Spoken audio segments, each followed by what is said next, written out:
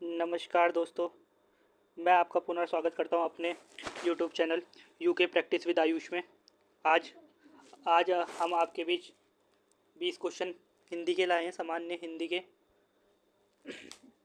इसके माध्यम से आप अपनी तैयारी देख सकते हैं कितनी अच्छी चल रही है। अपनी पढ़ाई के बीच में ज़्यादा से ज़्यादा मॉक टेस्ट लगाइए और अपनी तैयारी को अच्छी कीजिए। चलिए स्टार्ट करते हैं हम पहले क्वेश्चन से। आपके पास पहला क्वेश्चन है, किस भाषा को किस किस भाषा को प्राकृतिक व आधुनिक आर्य भाषा की बीच की कड़ी कहा जाता है। आपको बताना है किस भाषा को आधुनिक किस भाषा को आधुनिक आर्य की भाषा के बीच की कड़ी कहा जाता है। ठीक है, आपको बताना है। पहला है ऑप्शन संस्कृत, अपभ्रंश, पाली या वैदिक संस्कृत। और इसका सही उत्तर है ऑप्शन नंबर बी, अपभ्रंश को कहा जाता है। ठीक है, ऑप्शन नंबर बी इसका सही उत्तर है। अपभ्रंश को कहा जाता है प्राकृतिक आधुनिक आर्यों की बीच की कड़ी। ठीक है, अगले क्वेश्चन की तरफ बढ़ते हैं। क्वेश्चन नंबर 2 है, गुजराती भाषा का विकास हुआ है। आपको बताना है गुजराती भाषा का विकास कहाँ से हुआ है। सौरसैनी,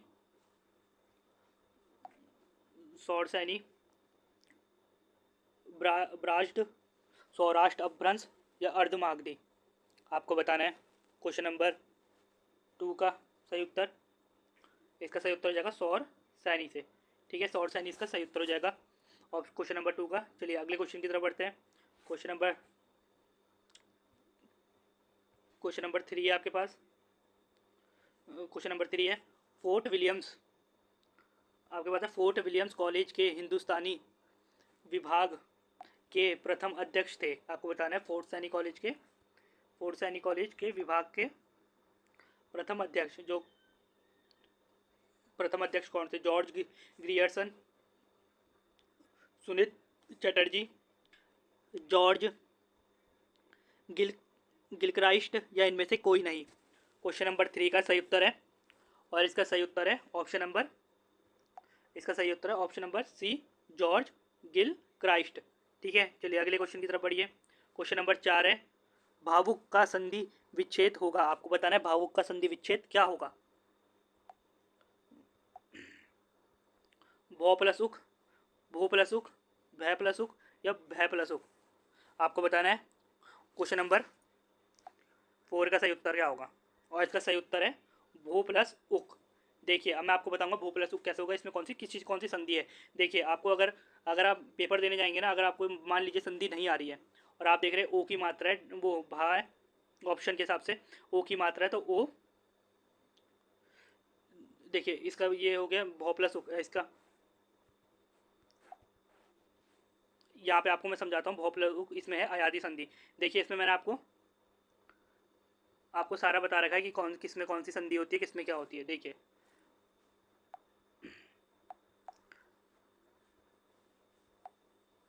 पहले आपके पास धीर संधि का आपको पता होना चाहिए। जब अ और आ के साथ मिलते हैं उसमें दीर्घ संधि होती है। वैसे ही जब छोटी ई बड़ी ई के साथ मिलती है तो वो बड़ी ई होती है। वैसे ऊ और ऊ के बड़े ऊ के साथ मिलता है या ऊ बड़े ऊ के साथ मिलता है तो बड़ा होता है। ये होता है हमारी दीर्घ संधि में।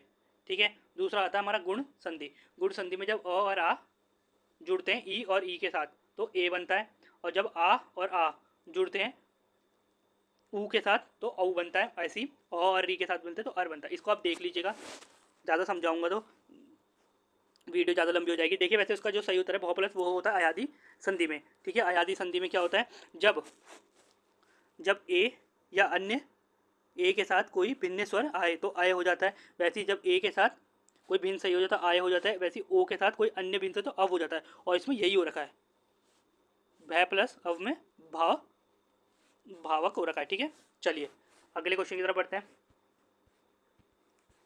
क्वेश्चन नंबर 5 है आपके पास। तदित प्रत्यय का प्रयोग हुआ है। आपको बताना है तदित प्रत्यय का प्रयोग होता है। आपको बताएं किस में होता है तदित प्रत्यय का प्रयोग। धातु में, संज्ञा में, सर्वनाम में या ए बी दोनों में।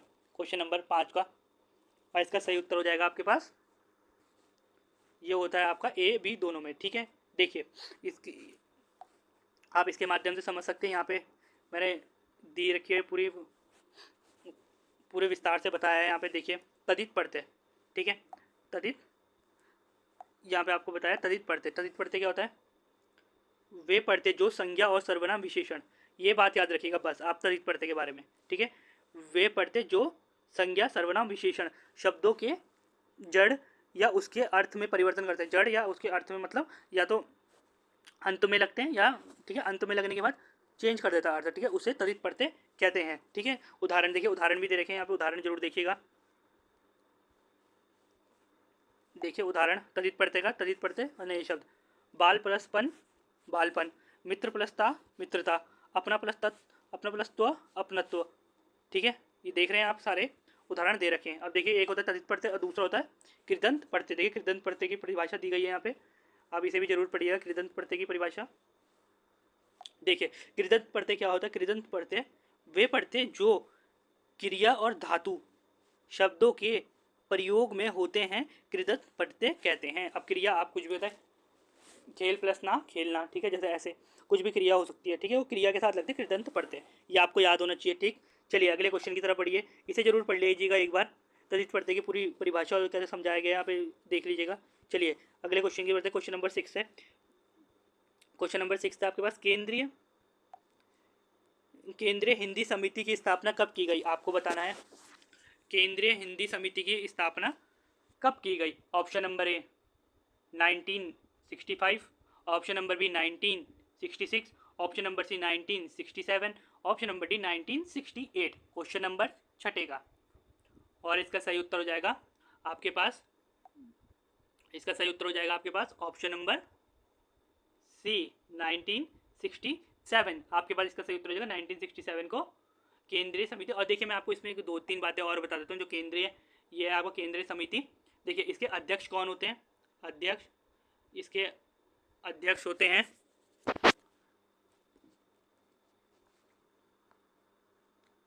माफ कीजिएगा, इसके अध्यक्ष होते हैं आपके पास, अध्यक्ष होते हैं आपके पास प्रधानमंत्री।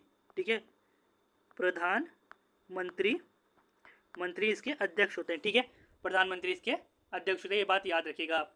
और ये जो आपकी केंद्रीय समिति की स्थापना हुई ना, ठीक है, इसका कार्य क्या था?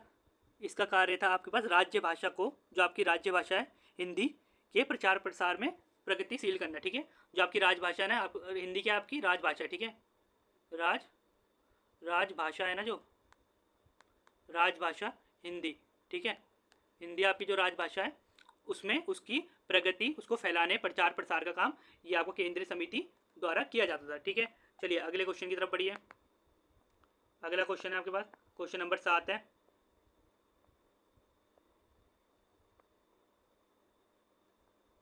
क्वेश्चन नंबर 7 है आपके पास, पढ़िए। निम्न शब्दों में से किस निम्न शब्दों में से किस शब्द में द्वितीय व्यंजन है? आपको बताना है द्वितीय व्यंजन किस शब्द में है। ठीक है, आपको पता होना चाहिए द्वितीय व्यंजन होते क्या है वैसे। ठीक है, द्वितीय व्यंजन होते क्या है? पूर्ण, पुणे, दिल्ली, पुणे, दिल्ली, इलाहाबाद या उत्साह। आपको पता है पुणे, दिल्ली, इलाहाबाद या उत्साह। इसका सही उत्तर हो जाएगा दिल्ली। ठीक है, दिल्ली इसका सही उत्तर हो जाएगा। देखिए नीचे इसकी परिभाषा दी गई है, आपको पता होना चाहिए तदित प्रत्यय होता क्या है।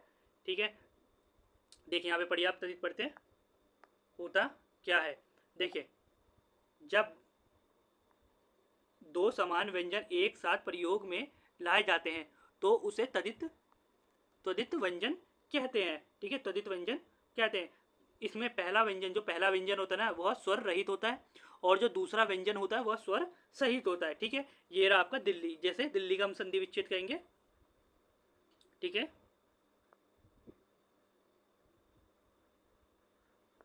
ठीक है, ये दिल्ली, जैसे दिल्ली, और इसको तदित उदाहरण के लिए देखिए, जैसे मक्का, पक्का, बच्चा, बिल्ली,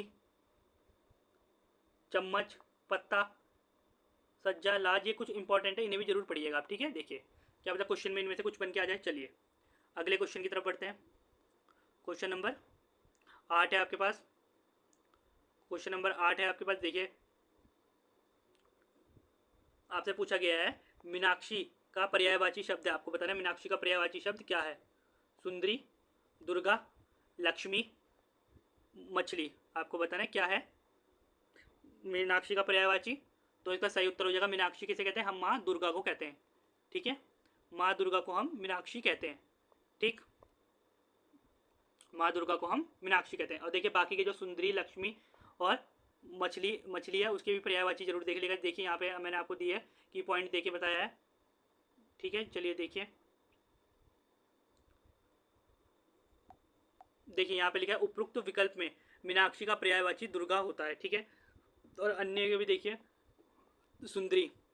ठीक है, सुंदरी को कहते हैं वामा, सुमुखी, आगना और कामनी। ठीक है, और मछली को कहते हैं मीना, मत्स्य, जलजीव, शफरी, मकर। और लक्ष्मी देखिए हरिप्रिय, लक्ष्मी को क्या कहते हैं, ये बहुत इंपॉर्टेंट है लक्ष्मी का। हरिप्रिय श्री भी बोलते हैं, इंदिरा भी बोलते हैं, कमला भी बोलते हैं, पद्मा भी बोलते हैं और रमा भी बोलते हैं। ठीक है, चलिए जरूर देख लीजिएगा, संधि विच्छेद तो जरूर देखिएगा, जरूर पूछे जाते हैं। चलिए अगले क्वेश्चन की तरफ बढ़ते हैं। क्वेश्चन नंबर 9 आपसे क्वेश्चन नंबर 9 पूछा गया है। देखिए क्वेश्चन नंबर 9 क्या पूछा गया आपसे, पढ़िए।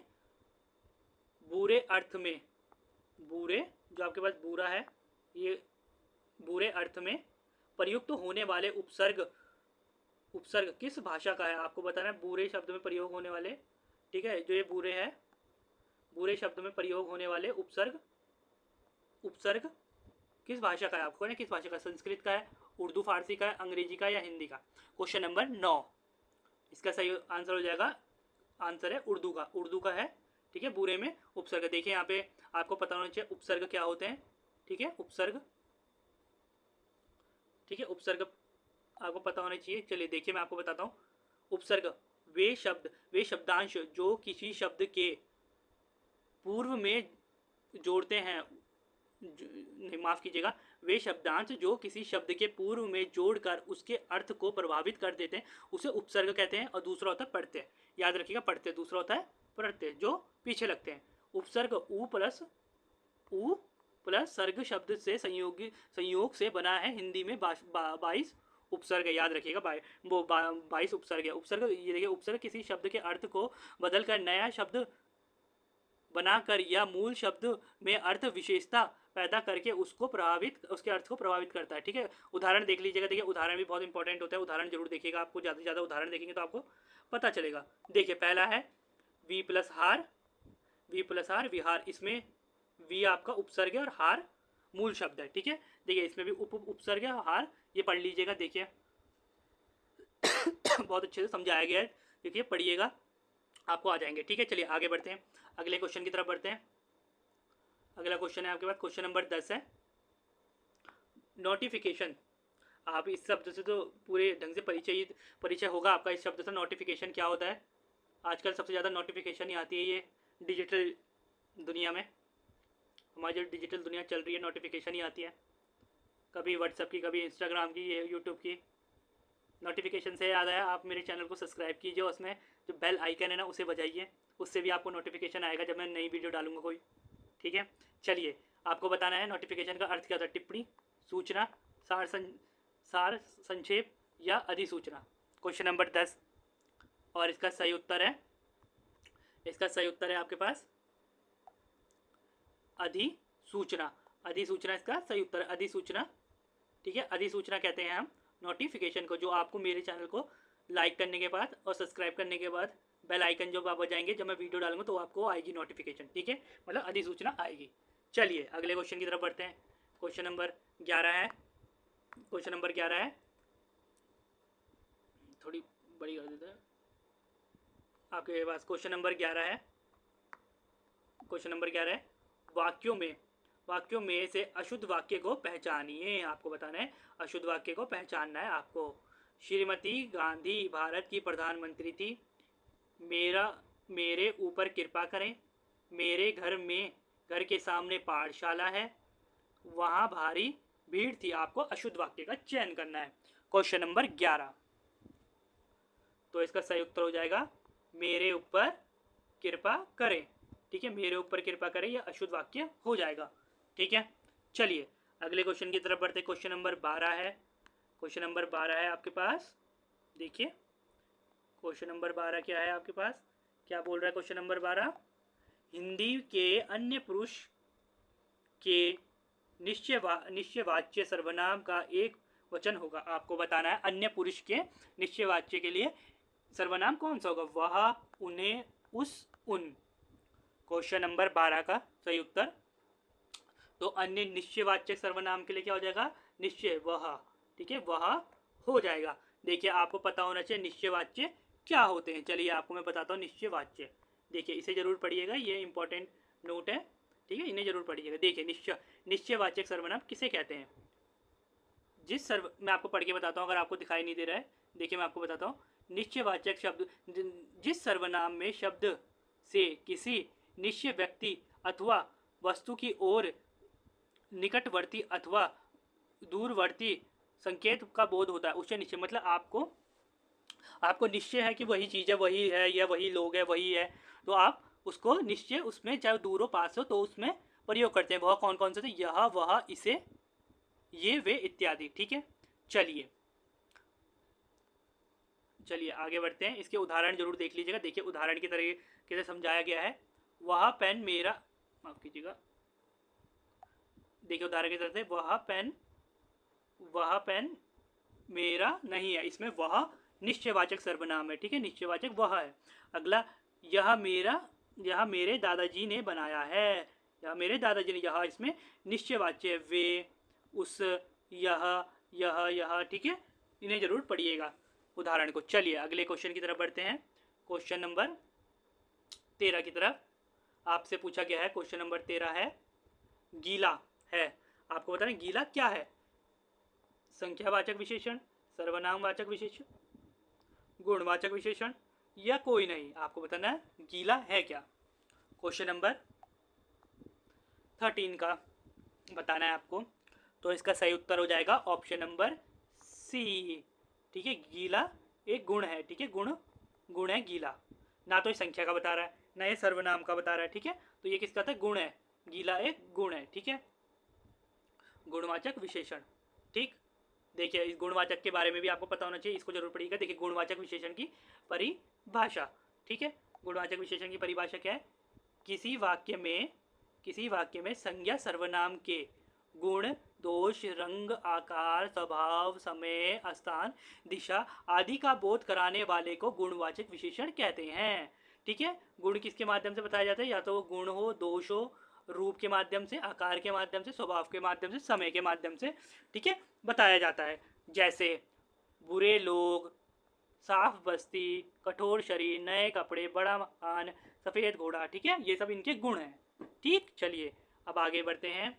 आगे अगला क्वेश्चन है, क्वेश्चन नंबर 14 है आपके पास, रूपक अलंकार यहाँ होता है। आपको बताना है रूपक अलंकार इन ऑप्शनों में से किस में है, क्या होता है रूपक अलंकार। देखिए ऑप्शन पढ़िए सबसे पहले, उपमेय उपमान की समानता में, उपमेय उपमान की अभेद में, ठीक है, उपमेय उपमान में विशिष्टता में, या उपमेय से उपमान की हीनता में। आपको बताना है रूपक अलंकार। देखिए मैं आपको बताता हूँ रूपक अलंकार का क्या होता है। सही, इसका सही उत्तर क्या है, ऑप्शन नंबर बी। देखिए रूपक अलंकार क्या होता है, जब उपमेय उपमान की उन दोनों में कोई भेद नहीं होता। ठीक है, आप उदाहरण के माध्यम से समझ सकते हैं, देखिए पढ़ सकते हैं। अगर छोटा लग रहा है तो मैं आपको थोड़ा इंपॉर्टेंट बता देता हूँ, अगर आपसे दिखाई नहीं दे रहा है तो मैं आपको पढ़ के बता सकता हूँ। रूपक अलंकार जहाँ उपमेय, मैं इंपॉर्टेंट बता देता हूँ आपको, क्या बता रहा है ये, उपमेय और उपमान में, ठीक है, उपमेय और उपमान में कोई अंतर ना दिखाई, उपमेय और उपमान में कोई अंतर ना दिखाई दे, वहाँ रूपक अलंकार होता है। ठीक है, जहाँ उपमेय और उपमान में कोई अंतर ना दिखाई दे, वहाँ रूपक अलंकार होता है। ठीक है, अर्थात जहाँ उपमेय और उपमान के बीच भेद समाप्त करके उसे एक कर दिया जाए। ठीक है, ये होता है। ठीक है, देखिए उदाहरण भी समझिए। सॉरी, पियो जी मैंने राम रतन धन पायो। इस उदाहरण का अर्थ है कि राम रतन को ही धन बताया गया। इसमें जो राम है उनको धन के समान बताया गया है, तो इसमें राम रतन उपमेय हो जाएगा, राम रतन उपमेय, और उपमान हो जाएगा आप, राम रतन तो उपमेय हो जाएगा और धन आपका हो जाएगा उपमान। ठीक है, देखिए वन शारदी चंद्रिका चादर ओढ़े, आपको बता देखिए इसका अर्थ है चांद की चादर को, चांद की रोशनी को चादर के समान बताया गया है। ठीक है, इसमें उपमेय हो जाएगा आपका चंद्रिका और उपमान हो जाएगा चादर। ठीक है, जरूर पढ़िएगा, उदाहरण सारे पढ़िएगा। चलिए आगे बढ़ते हैं, अगला क्वेश्चन है। देखिए क्वेश्चन तो आपके पास शायद कनिष्ठा के पेपर में भी आया था। यशोदा में प्रमुख संधि है, आपको बताना है यशोदा में प्रमुख संधि कौन सी है। देखिए आपको मैंने स्वर संधि के पीछे बता दिया है क्या क्या होता है, वो जरूर पढ़ लीजिएगा। इसका सही उत्तर तो आप बता ही देंगे, विसर्ग संधि इसका सही उत्तर हो जाएगा विसर्ग। ठीक है, ठीक, चलिए ये तो आपने कई बार पढ़ा होगा यशोदा का संधि विच्छेद। चलिए आगे क्वेश्चन की तरफ बढ़ते हैं। क्वेश्चन नंबर 16 है। देखिए क्वेश्चन नंबर 16 है, बहुत ही अच्छे तरीके से आपको समझाने की कोशिश भी करी गई है। यहाँ पे आपके लिए वो सारी चीज़ें दी गई है जिससे आपको अच्छे से समझ में आए। कौन सा वर्ण ओष्ठ्य नहीं है, आपको बताना है कौन सा वर्ण ओष्ठ्य नहीं है। म ब उ आ। ठीक है, बोल के ही देखिए ओष्ठ। ठीक है, ओष्ठ क्या होता है हमारे, ओष्ठ होता है होंठ। ठीक है, होंठ में क्या आता है म तो आ रहा है, बा भी आ रहा है, ऊ भी आ रहा है, लेकिन आ बोलने में हमारा होंठों का कोई संपर्क नहीं हो रहा है ना, तो इसका सही उत्तर हो जाएगा आ। ठीक है, देखिए यहाँ पढ़िएगा, देखिए इसे देखिएगा, इसे देखिएगा, ये एक स्टूडेंट्स के नोट है, उसी से बताया गया आपको। देखिए आपको पता होना चाहिए ओ ये आपके सारे इसको स्पर्श स्वर भी कहते हैं। ठीक है, देखिए क यहाँ पे आपको कंठ, ठीक है, कंठ, तालु, तालव्य, मूर्धा, दंत, ओष्ठ। ठीक है, ये सब होते हैं जो आपके क। देखिए आपकी इसी क्वेश्चन में कितने सारे क्वेश्चन बन गए, क ख ग घ ड़। ठीक है, ये आपके कंठ होते हैं। च, ये आपको ट्रिक तो सभी को पता होगी, ये सिंपल सी ट्रिक है, के टी एम दे दो। ठीक है, दे दो या दे दे। ठीक है, क्या होता है, के टी एम, के टी एम दे डी दो। ठीक है, दे दो। ठीक है, के से कंठ। देखिए आपका इसमें देखिए अब आपसे क्वेश्चन पूछा था अघोष, अघोष व्यंजन किसे कहते हैं, अघोष व्यंजन आपसे पूछा जा सकता है ना। सघोष व्यंजन किसे कहते हैं, इसे देखिए ढंग से पढ़िएगा। देखिए सघोष अघोष सब पता है। अल्प प्राण किसे कहा जाता है, महाप्राण कौन सा होता है, अल्प महा। ठीक है, देखिए अघोष बोले जाते हैं पहले और दूसरा होता है आपका अघोष, बाकी तीनों होते हैं सघोष। ठीक है, अल्प प्राण होता है पहला आपका अल्प होता है, अ से शुरू होगा अल्प, फिर होता है म, ऐसी करिए अ म। ठीक है, अल्प महा अल्प। ठीक है, देखिए जो ये होते हैं आखिरी के, जो ये पांचवें नंबर के व्यंजन होते हैं, ये क्या है, अनुनासी होते हैं। क्या होता है, अनुनासी होते हैं ये। ठीक है, जिनको नाक या मुंह की सहायता से बोला जाता है। ठीक है, अनुनासी, ठीक, जिसमें हवा नाक और मुंह के माध्यम से निकलती है। ठीक है, चलिए इसे जरूर पढ़िएगा। चलिए अगला क्वेश्चन नंबर 17 है। क्वेश्चन नंबर 17 है, निम्न में से आपसे पूछा गया, निम्न में से कौन सा वाक्य मिश्र वाक्य नहीं है। आपको पता होगा मिश्र वाक्य की ट्रिक तो आप सबको ज्ञात ही होगी। मिश्र वाक्य कैसे पहचानते हैं, जिसमें की का प्रयोग होता है वो सब मिश्र वाक्य होते हैं। देखिए आप पहचानिए, यह आपको बताना है, यह बच्चा नहीं, माफ कीजिए, यह वही बच्चा है जिसे बैल ने मारा। एक वैज्ञानिक गोष्ठी हुई जिसमें अनेक वक्ता बोले, ये होगा। या ऑप्शन नंबर सी, वह परिश्रमी ही नहीं वरना ईमानदार भी है, या ये होगा। या मैं इस पुस्तक को मैं एक पुस्तक खरीदी जो नई है, नहीं आना था, नई है। तो इनमें से कौन सा हो जाएगा। आपको देखिए आपको पता होगा सिंपल सी ट्रिक, तो आप ये देखते हैं की जिसमें होगा, ठीक है, वो तो आपको मिश्र होगा। और जो जिसमें की नहीं होगा, जिसमें और होगा, और किस में आता है, और आपका आता है संयुक्त। और देखिए हम कहते हैं वर्ण का मतलब क्या होता है, और। ठीक है। वर्ण का मतलब क्या होता है, और होता है, ठीक है। वर्ण का मतलब भी और होता है, तो इसका सही उत्तर हो जाएगा ऑप्शन नंबर सी, ठीक है। वह परिश्रमी ही नहीं, यहाँ पे देखिए वह परिश्रमी ही नहीं, आगे कुछ भी हो सकता है, ईमानदार हो सकता है, बेईमान हो सकता है, पता नहीं चल रहा है इसकी, बस इतना बोलने से वह रुकिए, हाँ, इतना बोलने में वह परिश्रमी ही नहीं, इतना बोलने से हमें पता चल रहा है कि वह बात बोलेगा, तो आगे ईमानदार हमें ज्ञात नहीं आगे क्या बोलेगा, ठीक है, इसलिए यह संयुक्त व्यंजन है, ठीक है। इसमें वर्ण का प्रयोग हुआ है, और जिसमें और का प्रयोग होता है वह संयुक्त व्यंजन होते हैं। चलिए अगले क्वेश्चन की तरफ बढ़ते हैं। क्वेश्चन नंबर 18 है, आपसे पूछा गया है क्वेश्चन नंबर 18 आपसे, कौन सा शब्द भाववाचक संज्ञा नहीं है। आपको बताना है कौन सा शब्द भाववाचक संज्ञा नहीं है। मिठाई, लड़ाई, चतुराई, उतराई, आपको बताना है कौन सा भाववाचक संज्ञा नहीं है। तो इसका सही उत्तर हो जाएगा मिठाई। मिठाई आपका भाववाचक संज्ञा नहीं है। देखिए लड़ाई, लड़ाई आपका भाव है, ठीक है। चतुराई, चतुराई भी आपका भाव है, उतराई भी आपका भाव है, ठीक है। देखिए पढ़िए इसको समझिए क्या होता है भाववाचक। देखिए भाववाचक को पढ़िए। भाववाचक संज्ञा की परिभाषा है, किसी भाव, गुण, दशा, अवस्था का बोध करने वाले शब्द को भाववाचक संज्ञा कहते हैं। भाववाचक संज्ञा सदैव एक वचन में प्रयोग होते हैं, ठीक है। बहुवचन बनाने पर यह जातिवाचक संज्ञा बन जाते हैं, ठीक। जैसे दूरी से, दूरी देखिए आपका भाव है, दूरियां जाती है, चोरी, चोरियां, प्रार्थना, प्रार्थना, प्रार्थनाएं इत्यादि, ठीक है। उदाहरण देखिए, मिठास, कड़वाहट, क्रोध, जवानी, स्त्रीत्व, बालपन, मित्रता, अपनत्व, ये सब आपके भाववाचक के उदाहरण है। चलिए अगले क्वेश्चन की तरफ बढ़ते हैं हम। अगला क्वेश्चन है आपके पास क्वेश्चन नंबर 18 है, माफ कीजिए क्वेश्चन नंबर 19 है। छिछला शब्द का विलोम शब्द कौन सा है। आपको बताना है छिछला शब्द का विलोम शब्द कौन सा है। कौन सा है।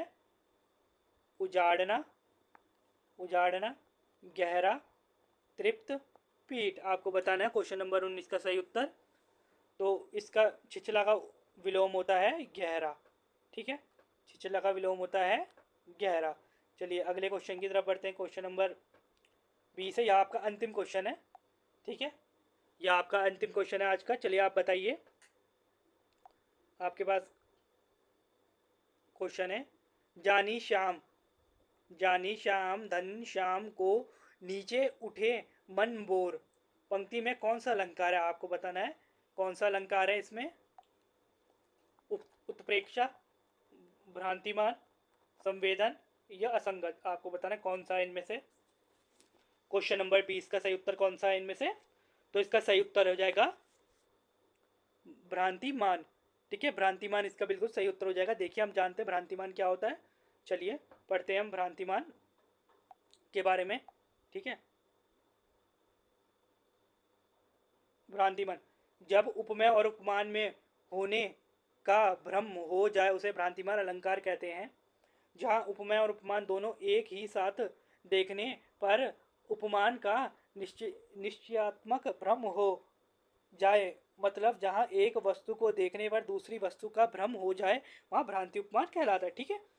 तो उदाहरण, पायो, पायो हम, पायो महावर देन को नाइन बैठी आए, फिरी फिरी जानी महावरी एड़ी भीड़ जाए। उदाहरण है, इसे भी जरूर पढ़िएगा, ठीक है। चलिए यह अंतिम क्वेश्चन था आपका आज की वीडियो का, ठीक है। अगर आपको वीडियो अच्छी लगी तो हमारे चैनल को लाइक कीजिए, सब्सक्राइब कीजिए और ज़्यादा से ज़्यादा अपने उन दोस्तों तक पहुँचाइए जो वीडियो की तैयारी कर रहे हैं, ठीक है।